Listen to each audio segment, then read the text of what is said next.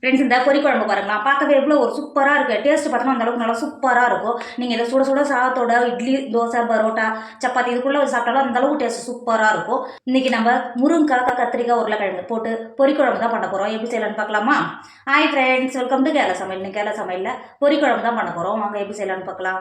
பொரி குழம்பு பண்ணுறதுக்கு 2 முருங்காய், 2 கத்திரிக்காய், 2 உருளைக்கிழங்கு இங்கே பாருங்கள். நல்லா பெரிய சைஸாகவே கட் பண்ணி வச்சுருக்கேன். கட் பண்ணிவிட்டு தண்ணியில் சேர்த்துருக்குறேன். இப்போ இந்த காயை மாற்றி வச்சுக்கோங்க. இப்போ ஒரு மிக்சர் எடுத்துக்கோங்க. 1/4 கப்பு தேங்காவை நல்லா துருவிட்டு எடுத்து வச்சுருக்கேன். இப்போ இந்த மிக்சருக்குள்ளே சேர்த்து கொடுத்துக்கோங்க. தேங்காவை சேர்த்து கொடுத்துட்டு அது கூடவே 2 டேபிள் ஸ்பூன் பொட்டுக்கடலை சேர்த்துக்கோங்க. பொட்டுக்கடலை சேர்த்து கொடுத்துட்டு அது கூடவே 1 டேபிள் ஸ்பூன் பெருஞ்சீரகம் சேர்த்துக்கோங்க. பெருஞ்சீரகம் சேர்த்து கொடுத்துட்டு அது கூடவே 1/2 டேபிள் ஸ்பூன் கசகசா சேர்த்துக்கோங்க. சேர்த்து கொடுத்துட்டு அது கூடவே ஒரு 4 டேபிள் ஸ்பூன் தண்ணி சேர்த்துக்கோங்க. தண்ணி சேர்த்து கொடுத்துட்டு மிக்ஸி மூடி போட்டு மூடி நல்லா பேஸ்ட்டாக அரைச்சி எடுத்துக்கோங்க. பாருங்க, நம்ம அரைச்ச தேங்காய் பேஸ்ட் இந்த அளவுக்கு இருக்கணும். இப்போ மிக்ஸி மூடி போட்டு மூடி மாற்றி வச்சுக்கோங்க. குழம்பு பண்ணுறதுக்கு அடுப்பில் இப்போ ஒரு பாத்திரம் வச்சுக்கோங்க. ஒரு 2 டேபிள் ஸ்பூன் எண்ணெய் சேர்த்துக்கோங்க. எண்ணெய் சேர்த்து எண்ணெய் நல்லா சூடாயிடுச்சு. பட்டை கிராம்பு ஏலக்காய் சேர்த்துக்கோங்க. பட்டை கிராம்பு ஏலக்காய் சேர்த்து நல்லா பொரிஞ்சு வந்துருச்சு. 3 கொத்து கருவேப்பிலை உருவிட்டு எடுத்து வச்சுட்டு சேர்த்து கொடுத்துக்கோங்க. கருவேப்பிலை சேர்த்து கருவேப்பிலை நல்லா பொரிஞ்சிருச்சு. பெரிய சைஸ் 2 வெங்காயத்தை போட்டியாக கட் பண்ணி வச்சுருக்கேன். இப்போ சேர்த்து கொடுத்துக்கோங்க. வெங்காயம் சேர்த்து கொடுத்துட்டு வெங்காயம் வதங்கிறதுக்கு 1 டேபிள் ஸ்பூன் உப்பு சேர்த்துக்கோங்க. அது கூடவே 3 பச்சை மிளகாவை நடுவில் கிரிட்டி எடுத்துக்கோங்க. இப்போ சேர்த்து கொடுத்துக்கோங்க. சேர்த்து கொடுத்துட்டு வெங்காயத்தை ஒரு 10 நிமிஷத்துக்கு வதக்கிக்கோங்க. இப்போ பாருங்கள், ஒரு 10 நிமிஷம் நம்ம சேர்த்த வெங்காயம் நல்லா வதங்கி வந்திருக்கு. இந்த ஸ்டேஜில் 10 பல்லு பூண்டு, 2 துண்டு இஞ்சி ஒன்றும் பாதியமாக தட்டி வச்சுருக்கேன். இப்போ சேர்த்து கொடுத்துக்கோங்க. பூண்டு இஞ்சின்னு சேர்த்துட்டு ஒரு டைம் நல்லா கிண்டி கொடுத்துக்கோங்க. இந்த அளவுக்கு நல்லா கிண்டி கொடுத்துட்டு பழுத்த 3 தக்காளியை பொடியாக கட் பண்ணி வச்சுருக்கேன். இப்போ சேர்த்து கொடுத்துக்கோங்க.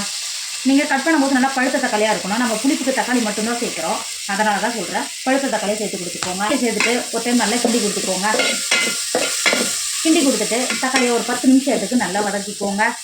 இப்போ பாருங்கள், தக்காளி சேர்த்து நல்லா 10 நிமிஷம் எந்த அளவுக்கு நல்லா வதங்கி வந்துருக்கு பார்த்தீங்கன்னா, ஒரு டைம் நல்லா கிண்டி கொடுத்துக்கோங்க.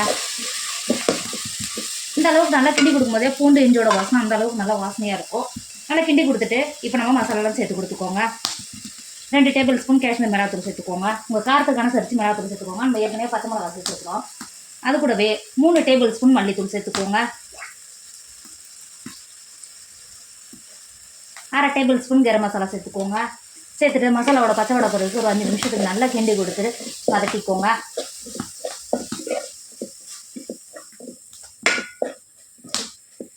இப்போ பாருங்கள், ஒரு 10 நிமிஷம் நல்லா மசாலாவோட பச்சை வடையெல்லாம் போயிடுச்சு. இப்போ நம்ம கட் பண்ணி மாற்றி வச்சுருக்கோம்ல முருங்கைக்காய், கத்திரிக்காய், உருளைக்கிழங்கு இப்போ சேர்த்து கொடுத்துக்கோங்க.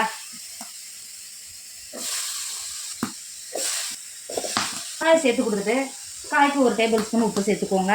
உப்பு சேர்த்துட்டு தண்ணி எதுவும் சேர்க்காமலே நம்ம மசாலாவோட காய் ஒரு 10 நிமிஷம் நல்லா கிண்டி கொடுத்து காயை வதக்கிக்கோங்க. தண்ணி எதுவும் சேர்க்கணும்னு அவசியம் கிடையாது. மசாலாவோட நல்லா கிண்டி கொடுத்துக்கோங்க. இந்த அளவுக்கு நல்லா கிண்டி கொடுத்துட்டு மூடி போட்டு மூடி ஒரு 10 நிமிஷம் காய மசாலாவோட வேக விடுங்க. இடையில திறந்து நல்லா கிண்டி கொடுத்துக்கோங்க. இப்போ பாருங்கள், ஒரு 10 நிமிஷம் மசாலாவோட காய் எந்த அளவுக்கு நல்லா வதங்கி வந்திருக்கு பார்த்தீங்களா? இப்போ டைம் நல்லா கிண்டி கொடுத்துக்கோங்க. இந்த அளவுக்கு நல்லா கிண்டி கொடுத்துட்டு உங்களுக்கு குழம்புக்கு எந்த அளவுக்கு தண்ணி தேவையோ இப்போ சேர்த்து கொடுத்துக்கோங்க. தண்ணி சேர்த்துட்டு ஒரு டைம் நல்லா கிண்டி கொடுத்துக்கோங்க. கிண்டி கொடுத்துட்டு சைடில் இருக்கிற மசாலாலாம் உள்ள குழம்போடு சேர்த்து கொடுத்துக்கோங்க. இந்த அளவுக்கு நல்லா கிண்டி கொடுத்துட்டு மூடி போட்டு மூடி காய் நல்லா வெந்து குழம்பு நல்லா கொதிக்க விடுங்க. இப்போ பாருங்கள், குழம்பு எந்த அளவுக்கு நல்லா கொதிச்சு காயெல்லாம் வெந்து எண்ணெய் பிரிஞ்சு வந்துருக்கு பார்த்தீங்கன்னா, இப்போ ஒரு டைம் நல்லா கிண்டி கொடுத்துக்கோங்க. இந்த அளவுக்கு நல்லா கிண்டி கொடுத்துட்டு நம்ம ஏற்கனவே தேங்காய் பேஸ்ட் அரைச்சி எடுத்து வச்சுருக்கோம்ல, இப்போ அந்த தேங்காய் பேஸ்ட்டை உள்ளே சேர்த்துக்கோங்க. தேங்காய் பேஸ்ட்டை உள்ளே சேர்த்துட்டு ஒரு டைம் நல்லா கிண்டி கொடுத்துக்கோங்க. இந்த அளவுக்கு நல்லா கிண்டி கொடுத்துட்டு ஒரு 10 நிமிஷத்துக்கு இந்த குழம்பு நல்லா கொதிக்க விடுங்க. மூடி போட்டு நல்லா கொதிக்க விடுங்க. பாருங்க, ஒரு 10 நிமிஷம் நல்லா கொதிச்சு வந்துருச்சு குழம்புங்க. பாருங்க, கொதிச்சு வந்தோடனே அந்த அளவுக்கு வாசனை சூப்பராக இருக்கும். இப்போ ஒரு டைம் கிண்டி கொடுத்துக்கோங்க. கிண்டி கொடுத்துட்டு இந்த ஸ்டேஜில் உப்பு ஏதாவது கம்மியாக இருக்கான்னு செக் பண்ணிக்கோங்க. பண்ணிவிட்டு உப்பு கம்மியாக இருந்தால் சேர்த்து கொடுத்துக்கோங்க. ஒரு கைப்பிடி அளவு நல்லா மல்லித்தழையை பொடியாக கட் பண்ணி வச்சிருக்கேன். இப்போ சேர்த்து கொடுத்துக்கோங்க. நீங்கள் எக்ஸ்ட்ராவே மல்லித்தழை சேர்த்து கொடுத்துருக்கீங்க. நீங்கள் எந்த அளவுக்கு மல்லித்தழை சேர்த்து கொடுக்குறீங்களோ அந்த அளவுக்கு இந்த குழம்போட வாசனையே டேஸ்ட்டும் அந்த அளவுக்கு நல்லா சூப்பராக இருக்கும். மல்லித்தழை சேர்த்து கொடுத்து ஒரு டைம் நல்லா கிண்டி கொடுத்துக்கோங்க. கிண்டி கொடுத்துட்டு இறக்கிக்கோங்க. நம்ம குழம்பு ரெடி ஆகிடுச்சு, இறக்கிக்கோங்க. இப்போ பாருங்கள், நம்மளோட பொரி குழம்பு சூப்பராக ரெடி ஆகிடுச்சு. இதோட டேஸ்ட் அந்த அளவுக்கு சூப்பராக இருக்கும். இதோட வாசனையும் பல மடங்கு இருக்கும். நீங்கள் வீட்டில் குழந்தைங்களுக்கு இந்த மாதிரி முருங்காய், உருளைக்கிழங்கு போட்டு செஞ்சு கொடுங்க. வீட்டில் இருக்கிற குழந்தைங்கள இருந்து பெரியவங்க வரைக்கும் விரும்பி சாப்பிடுவாங்க. டேஸ்ட் அந்த அளவுக்கு சூப்பராக இருக்கும். கண்டிப்பாக நீங்களும் ட்ரை பண்ணுங்கள். என்னோட வீடியோ உங்களுக்கு பிடிச்சிருந்தா உங்கள் ஃப்ரெண்டு உங்கள் ஃபேமிலிக்கு ஷேர் பண்ணுங்கள். மறக்காமல் கேரளா சமையல் சப்ஸ்கிரைப் பண்ணிக்கோங்க. தேங்க்யூ.